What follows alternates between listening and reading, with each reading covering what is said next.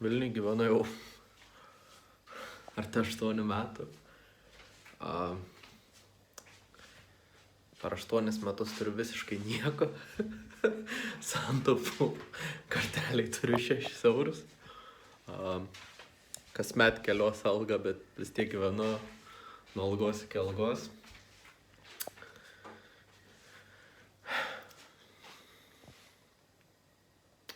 Nėra gerai man čia, tikrai nėra gerai. Dirbu apskaitoj, pabaigęs veterinariją.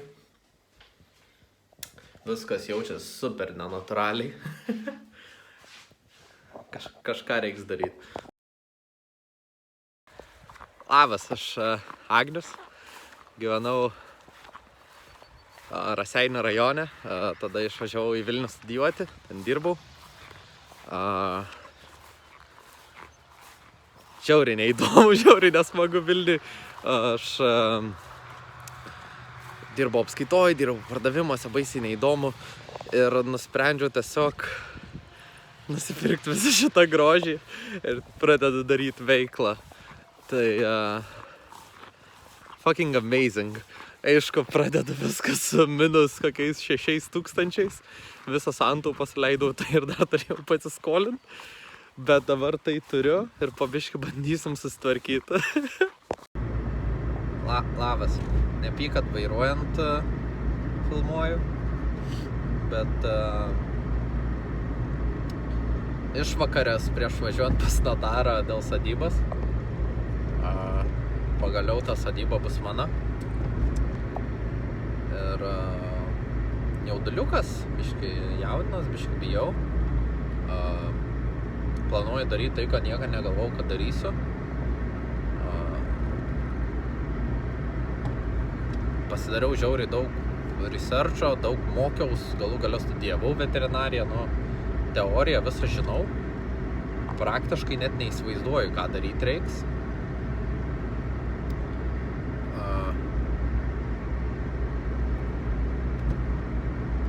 Bandysiu, žiauriai šiaip bijau, žiauriai bijau, sėdžiu gal 6,000 minuse, tipo prieš paskolą, plus paskola. Dirbsiu dar savo day jobą kažkiek laiko, gal viskas bus tvarkoj, bet baisu, bet naujas etapas gyvenimo, good, smagu. Mokinsimės kažkaip, darysim, baisu, bet darysim, reikia, ne? Ir pasisekė tėvas paskambino, matai, šiaip pašnekint apie daržovės, ką sodina, ką reiktų sodinti ir panašiai. Ir sakau, blemba, baisu, žinai, iš tikrųjų turėsiu daryti, ką planavau. Ir šnekėt lengva, daryti matematiką lengva, domėtis apie tai lengva. Iš tikrųjų tai daryti biškį sunku. Ir tėvas sako, nepasiseks, dar kart galėsiu bandyti. Toks, blet, žinai, jo, teisingai sakau, dachui, nepasiseks, dar bandysiu. Tai palinkėk man sėkmės, ačiū. Labas rytas, Amerika. Atsibundu vis tokiu grožiu. Šviečia saulutė. Paukščiukai čiulba.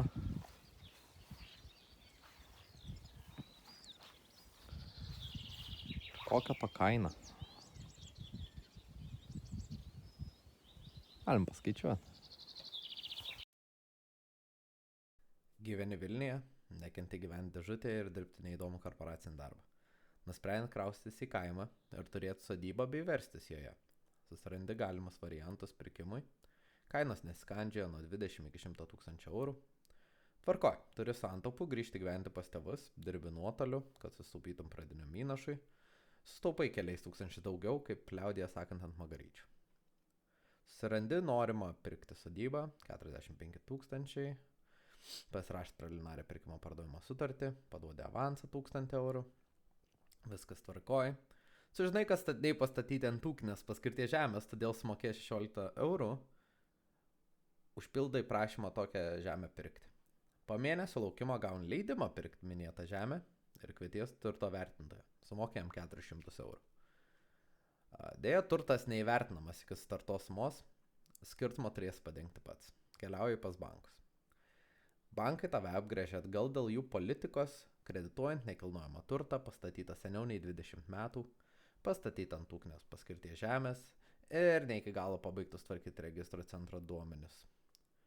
Tugi ekspertas sodybų pirkimo, tu žinai, kokie turi būti duomenys ir procesas labai paprastas bet kokiam žmogui.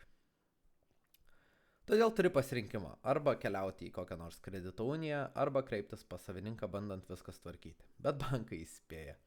Net susitvarkęs registro centro duomenis, užregistravus paprastą į remontą ir sutvarkę visus duomenis negalės kredituoti, nes statiniai pastatyti ant ūkinės paskirties žemės.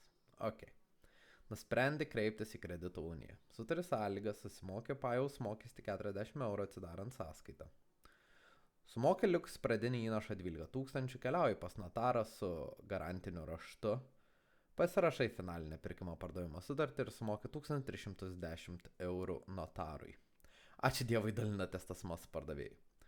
Grįžti į kredito uniją, susimokė 960 € pajų, 250 administravimo mokestį, 186,37 centus dar vieną notaro hipotekos mokestį ir nekalba apie papildomas administracinius mokesčius dėl šiukšlių, elektrų ir panašiai. Ai, be to dar susimokė už draudimą 320 € metams. Sveikinu, turi sodybą. Jo, smagiausias dalykas, kad apsidraudžiau šitą pastatą. Šitą pastatą. Tai jis apdraustas atkuriamąją vertę, keliais šimtais eurų. Tai yra pagalbinis, viralinė. Ir nesvarbu, kad jis pažymėtas kaip sunaikintas ar sugriautas, norint įkeisti turtą kredito įmoniai, pastatas turi būti apdraustas. Tai apdraudėm šitą pastatą. Gal gaučiau pinigų, kad jis nuvirto, nežinau. Taip, dabar yra gegužės 17. Noriu pasidalinti savo planais. Vienas iš planų – nušienaut žolę. Antras iš planų – susitvarkyti, kad galėčiau gyventi šitoj chatai. Trečias iš planų – pasirūpinti, kad šita chata būtų gyvenama. Ketvirtas iš planų – šitoj chatai apačioje pasidaryti dirbtuvėlės, antram aukšte pasidaryti chill zone.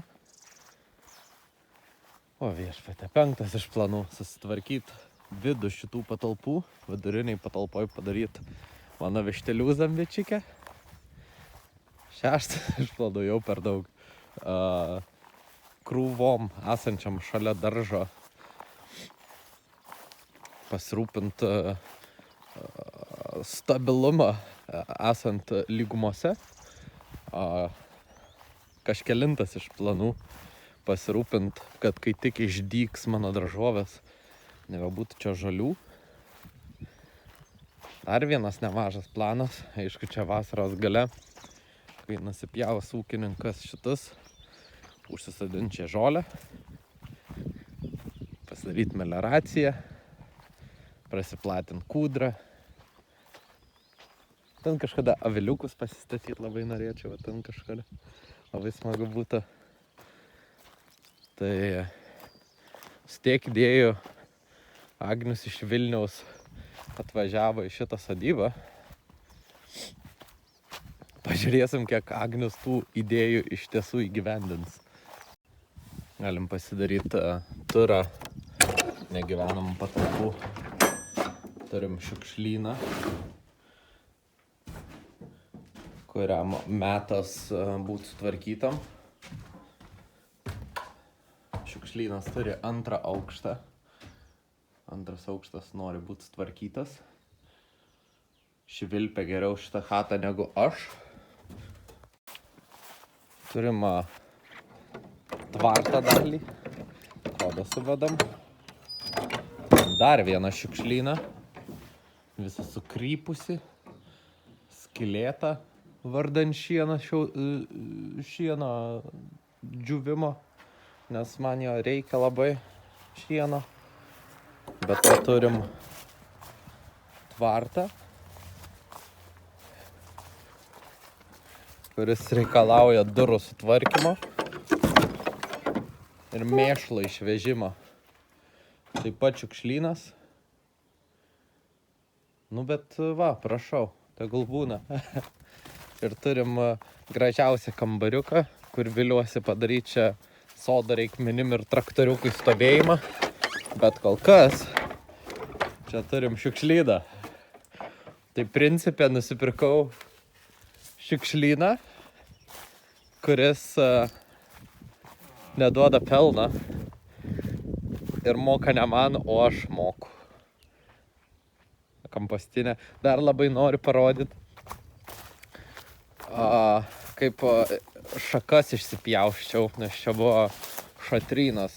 Galiu nuotrauką įmest pat. Čia nuotrauka. O taip dabar atrodo. Laukiu, kol ta šakos su.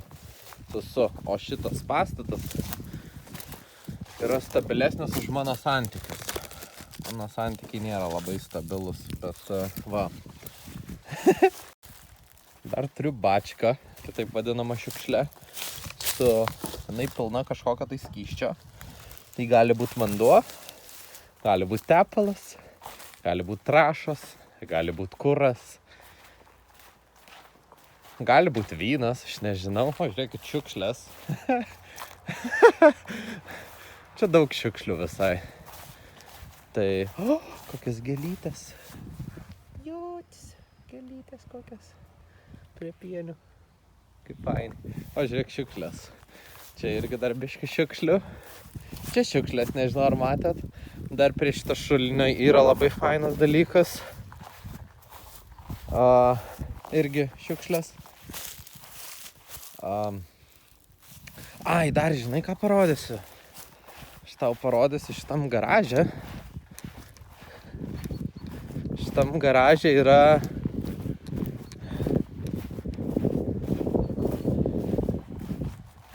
pabandyk atspėt kas.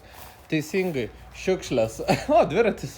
Ir čia mano Proud plieninis žirgas. Nu, labiau aliuminius. Ir gal kažkiek kietaus yra čia. Bet šitą gerai traukia. Tai ačiū Dievui, nereikėjo rankom kast velėnos susidžiuvusios.